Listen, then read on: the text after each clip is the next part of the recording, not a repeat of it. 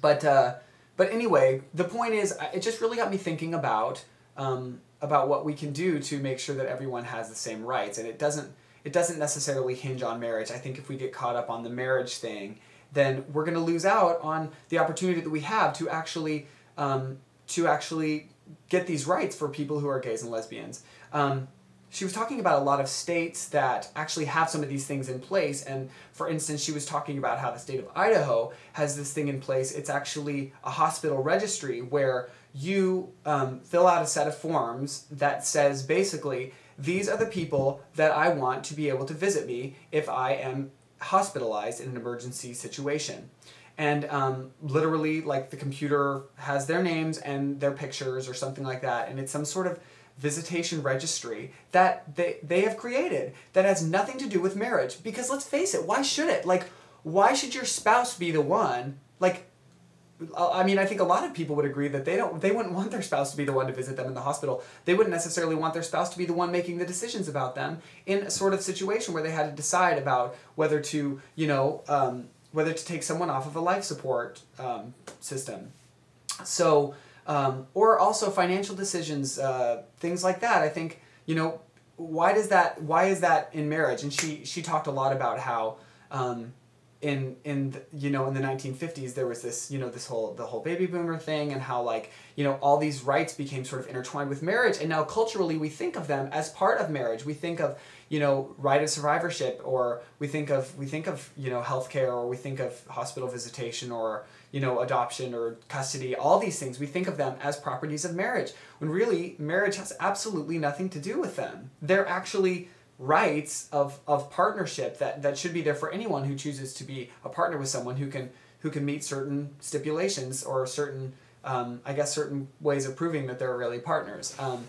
And other countries already are doing this. I mean, I actually haven't read her whole book, so I don't have all of those details, but obviously a lot of countries, particularly Canada was one where it has nothing to do with marriage or civil union, even though they actually have gay marriage, which is interesting because they have not passed gay marriage in Canada to provide for the legal rights of people. They've passed it because they felt like it was the right thing to do.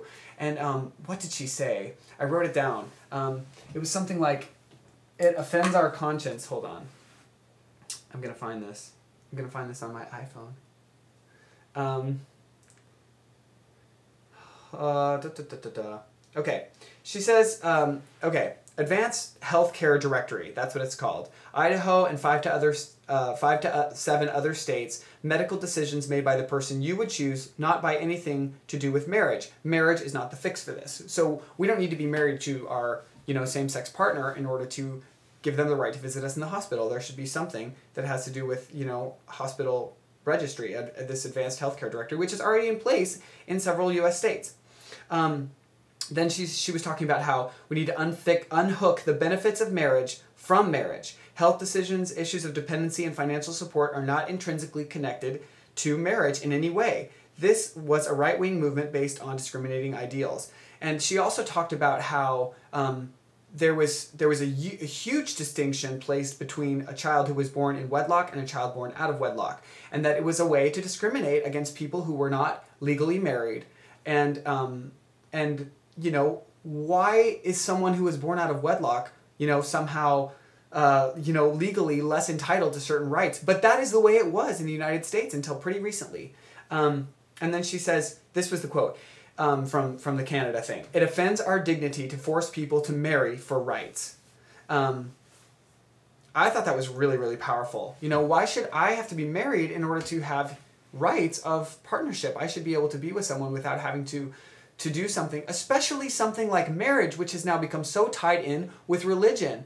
Where's the separation between church and state? And I think it gets a little tricky there. Anyway, I'm going to get going here, but I just wanted to go ahead and add some more to my other words and possibly keep going with this. I want to help people, and I want people to know that there are people out there who care about you, even if they don't know you personally. I believe that the universe is truly sending us all waves of love and waves of acceptance, and you know, whether or not we're ready to receive that love is truly up to us. And please know that, you know, we are all connected. We are all made of the same exact fiber, and we need to be here for each other, and we can be. And so that is the message I have for you today, and I wish you well, and I'll see you soon. Bye.